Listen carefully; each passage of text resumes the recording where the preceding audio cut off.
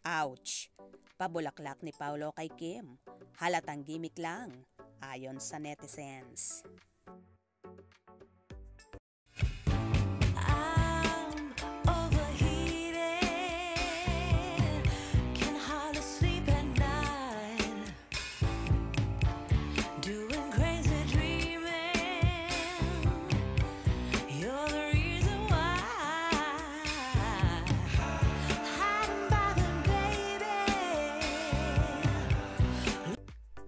Nitong nakaraang Valentine's Day, nagulat ang It's Showtime host na si Kim Chiu dahil nakatanggap siya ng bouquet of pink roses mula sa isang mysterious guy. Dahil aminado ang actress na siya'y loveless sa ngayon after her breakup with Sian Lim. Kaagad na nag-viral sa social media ang post ni Kim kung saan ibinida nito ang bulaklak na kanyang natanggap.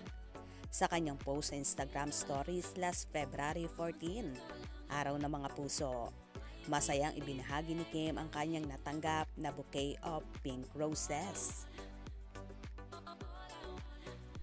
Okay lang walang boyfriend, may flowers ka naman, ang mababasang mensahe sa card na kalakip ng bouquet. Kapansin-pansin sa naturang card na may letter P ito, kaya kung sino-sinong actor or non-showbiz guy ang pinaghinalaang nagbigay sa kanya ng bulaklak. At dahil si Paulo Avellino ang leading man ngayon ni Kim sa bagong seryeng ginagawa nila, titled What's Wrong with Secretary Kim, ang espekulasyon ng mga netizens ay galing sa aktor ang naturang bouquet of pink roses. Pero kung may mga kinilig sa gesture na ito ni Paulo, sabi naman ng ilang netizens, hindi na bago ang ganitong pautot o promo para sa isang project.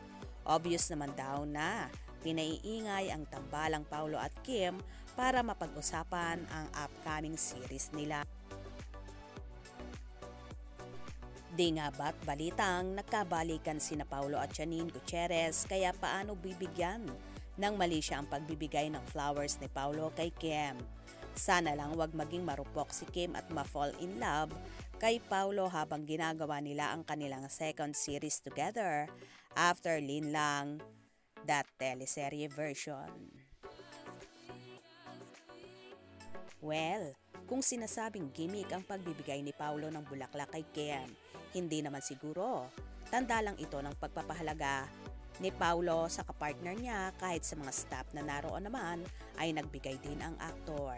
Natural naman siguro yon at kahit hindi si Kimi ang katambal ni Paulo, for sure magbibigay pa rin siya ng bulaklak kung sino man ang kanyang katambal or leading lady. Kaya wag nang lagyan ng issue ang mga intrigang ito. Ang mahalaga, happy ang mga puso nila, may karelasyon man sila o wala. Kaya naman tumutok at wag na wag pahuhuli sa mga maiinit na kaganapan. Anong inyong magiging reaction sa bidyong ito? Comment below.